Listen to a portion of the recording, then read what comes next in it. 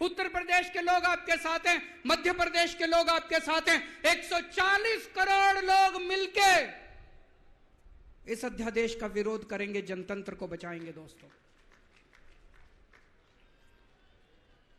और मैं पूरे देश के लोगों को बोलना चाहता हूं, यह मत सोचना कि यह केवल दिल्ली वालों के साथ हुआ है। मुझे अंदर से पता चला यह मोदी जी का पहला वार है। ऐसा ही अध्यादेश, जो अध्यादेश आज दिल्ली में पारित किया गया, जिस अध्यादेश के जरिए दिल्ली वालों की ताकत खत्म कर दी गई, इस अध्यादेश के जरिए, जिस अध्यादेश के जरिए दिल्ली के अंदर आज तानाशाही लागू की जा रही है, कल यही अध्यादेश राजस्थान के लिए लाया जाएगा, कल यही अध्यादेश पंजाब के लिए लाया जाएगा, कल यही अध्यादेश मध्य प्रदेश के लिए लाया जाएगा, कल यही अध्यादेश महाराष्ट्र के लिए लाया जाएगा। इसे अभी रोकना पड़ेगा, सबको मिलकर अभी रोकना पड़ेगा दोस्तों।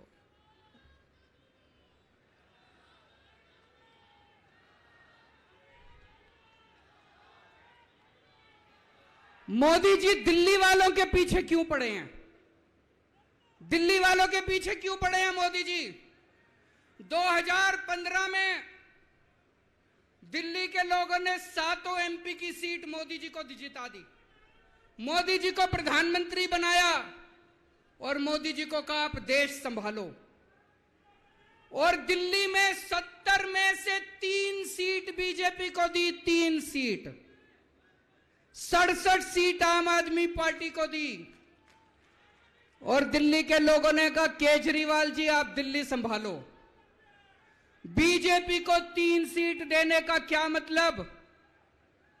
दिल्ली के लोगों ने अपनी आंखें लाल करके मोदी जी की तरफ देखा और बोला आप देश संभालो, खबरदार दिल्ली की तरफ आंख उठा के देखी तो।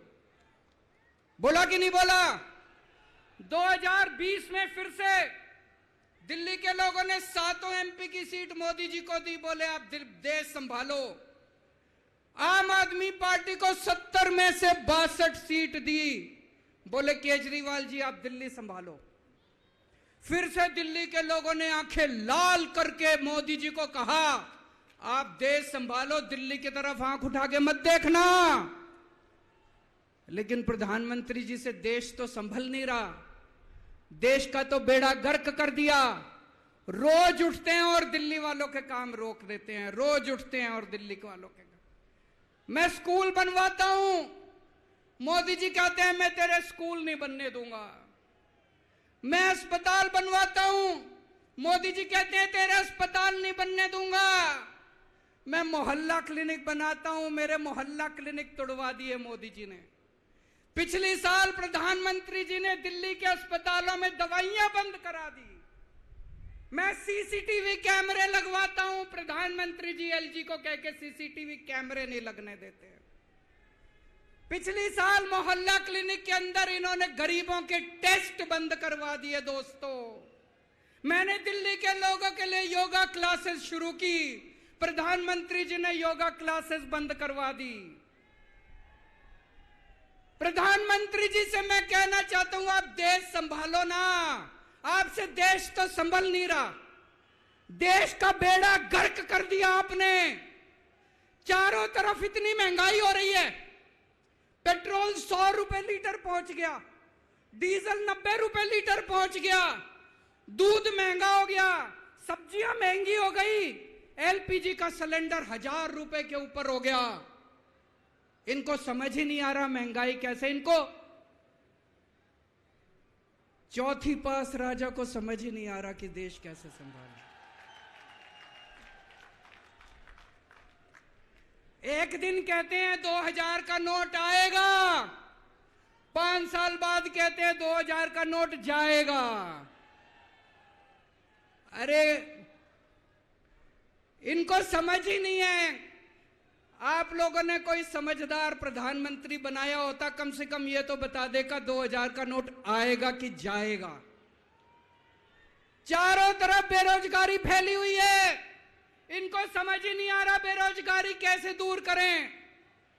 चारों तरफ भ्रष्टाचार फैला हुआ है, इनको समझ ही नहीं आ रहा भ्रष्टाचार दूर कैसे करें। जीएसटी की वजह से व्यापारियों का बेड़ा गर्क हुआ पड़ा है। इनको समझ ही नहीं आ रहा जीएसटी को कैसे ठीक करें।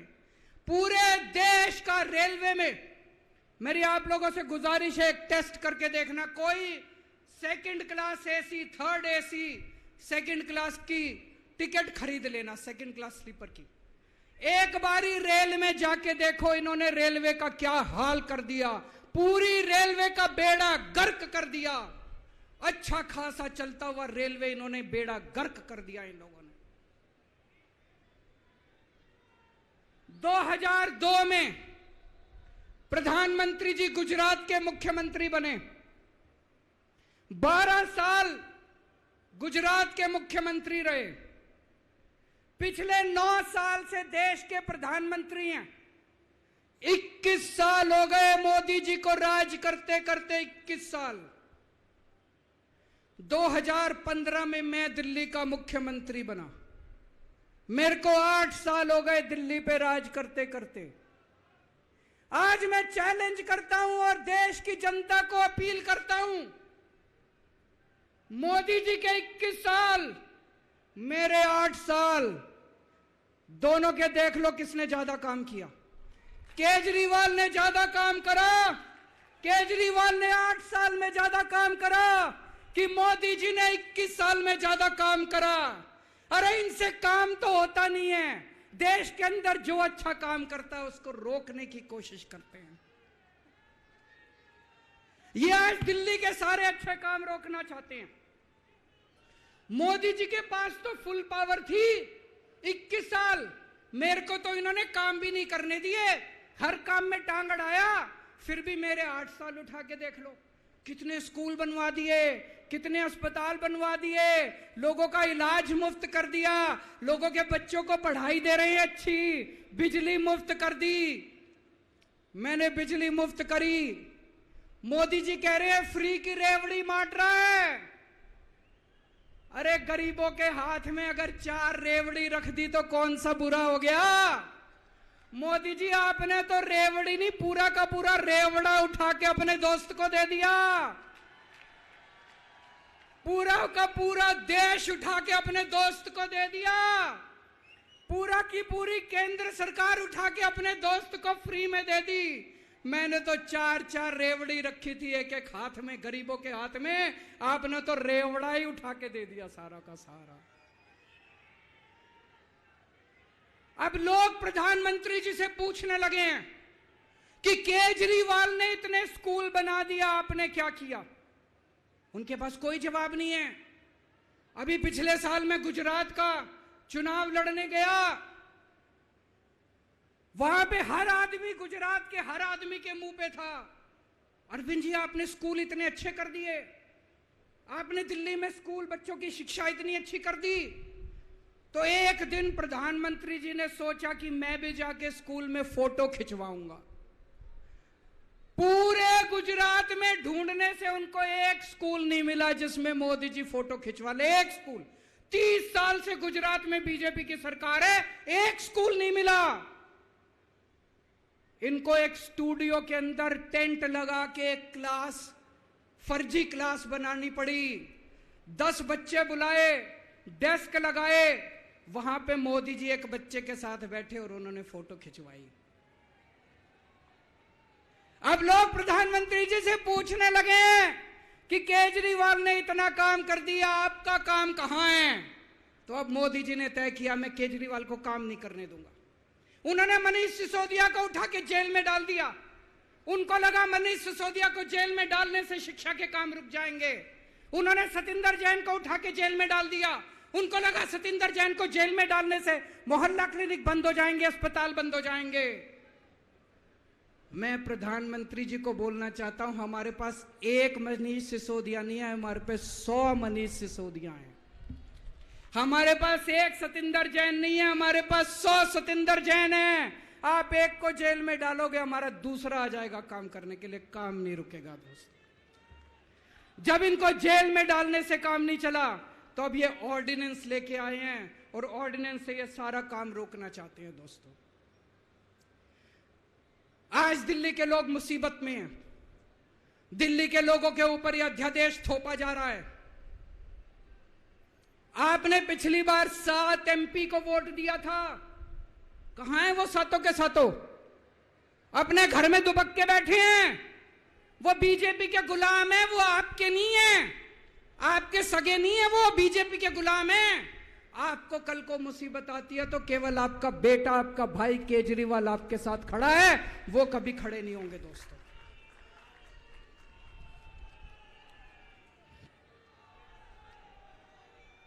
और अंत में मैं आपको एक कहानी सुनाना चाहता हूं।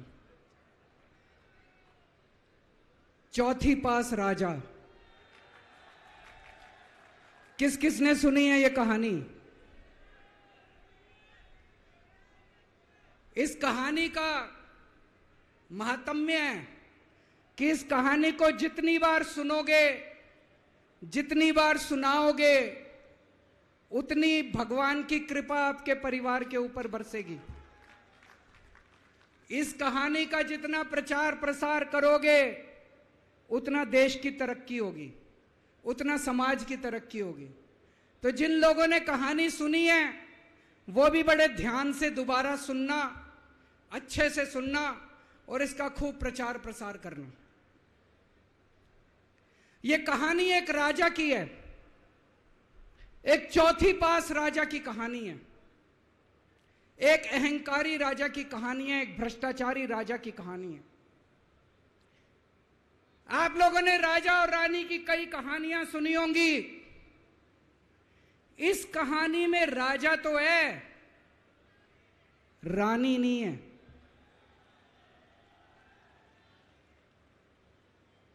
तो एक महान देश था, कई हजार साल पुराना देश।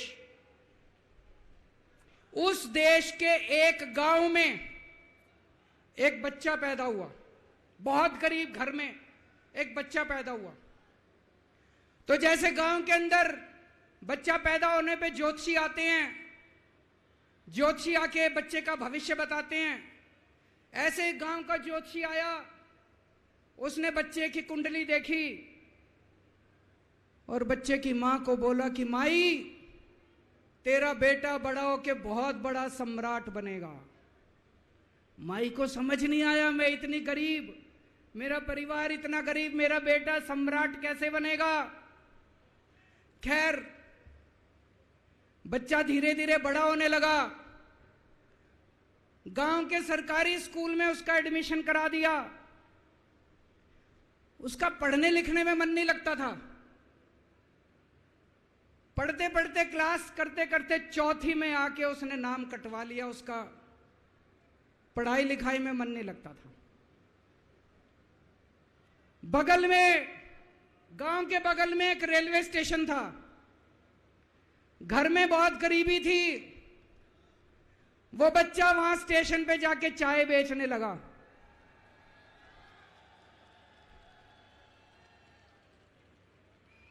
चाय बेच के अपना गुजारा करता था। वो भाषण बहुत अच्छा देता था, बचपन से ही बड़ा अच्छा भाषण देता था।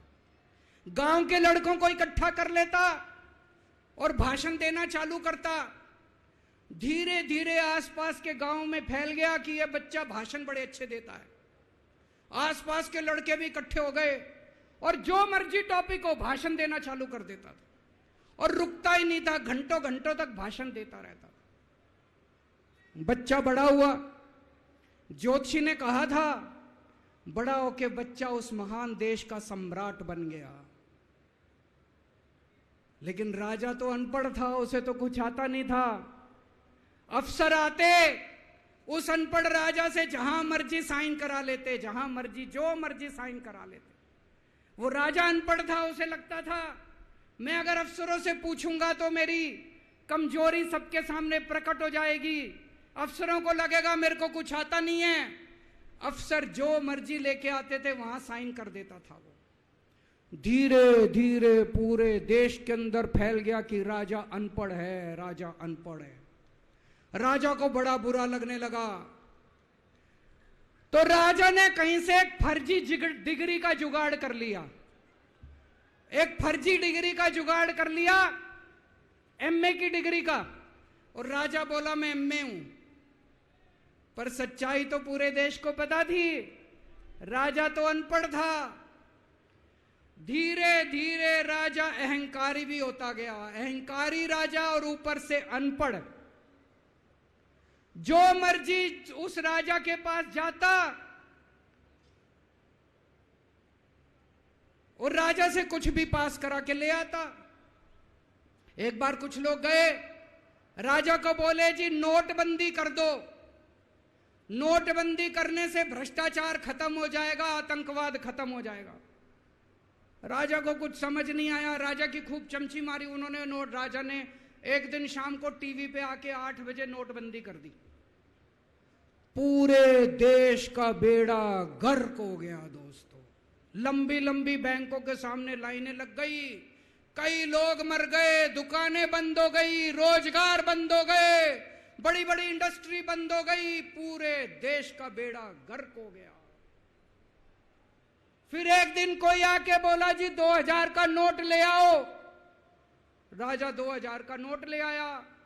4 साल बाद कुछ लोग आके बोले जी 2000 का नोट बंद कर दो।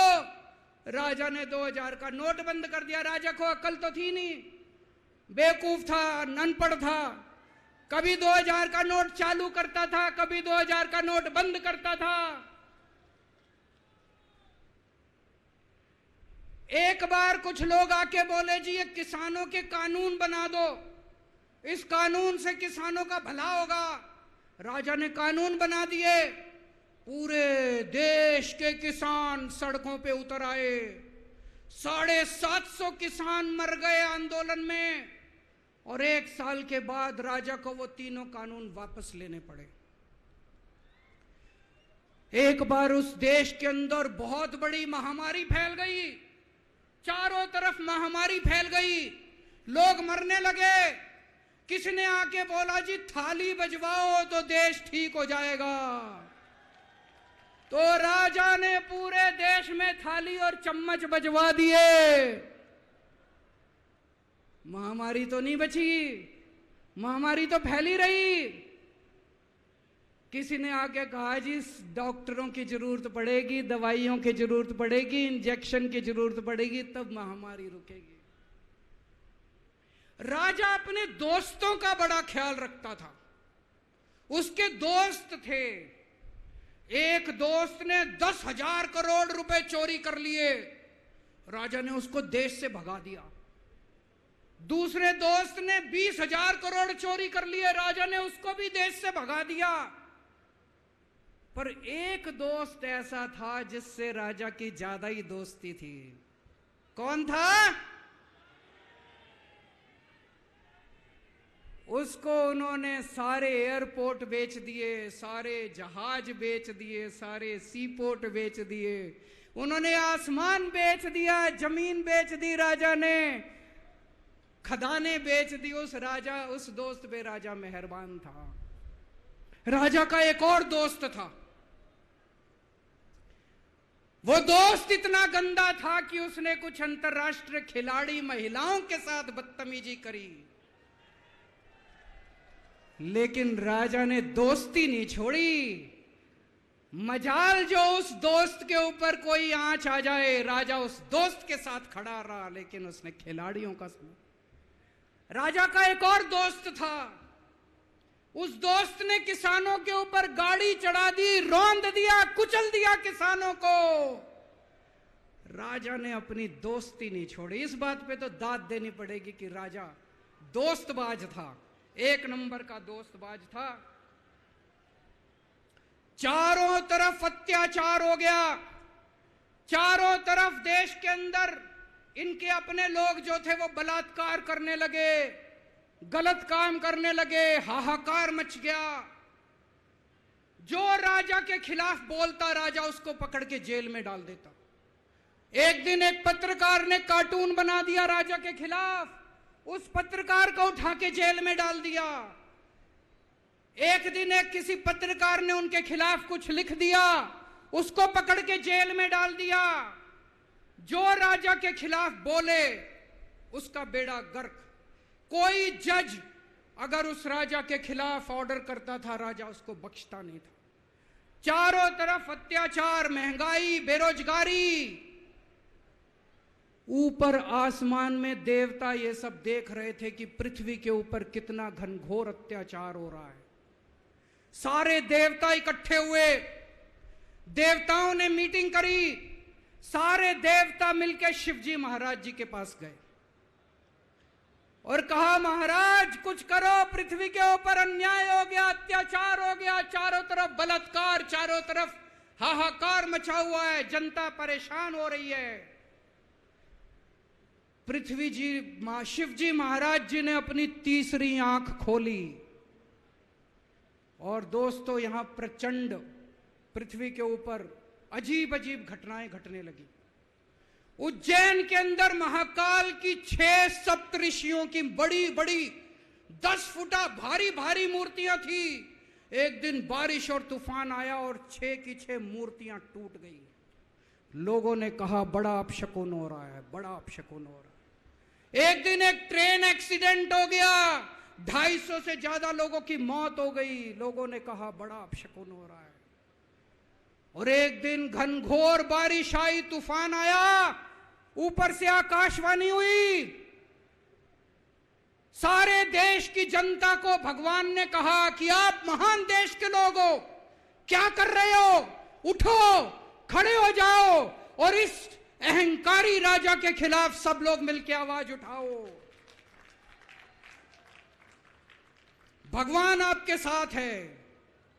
और उसके बाद दोस्तों सोई हुई जनता जाग गई और 1 साल के अंदर उस अहंकारी राजा का राजपाट जनता ने उखाड़ के फेंक दिया। और उसके बाद वो महान देश दिन दूनी रात चौगुनी प्रगति करने लगा। ये कहानी बड़ी पवित्र कहानी है। इस कहानी को सुनने से और सुनाने से परिवार का, समाज का और देश का बहुत भला होता है। इसे ज्यादा से ज्यादा शेयर कीजिए, ज्यादा से ज्यादा लोगों तक पहुंचाइए ताकि ज्यादा से ज्यादा लोग इसे सुन सकें, इसे समझ सकें। अंत में आपसे एक ही विनती है, अगली बार वोट डालने जाओ तो ऐसे आदमी को वोट डालना, ऐसे आदमी को प्रधानमंत्री बनाना जो कम से कम इतनी तो समझ रखता हो कि 2000 का नोट कैंसिल करना है कि चालू करना है। कपिल सिब्बल साहब एक बहुत अच्छी लड़ाई लड़ रहे हैं। इनकी एक वेबसाइट है इंसाफ के सिपाही। आप लोग सब लोग ज्यादा से ज्यादा इस वेबसाइट पे जाके इसको लॉगिन करें, रजिस्टर करें और हम सब लोगों को मिलके अपने महान देश भारत देश के लिए काम करना है। भारत माता की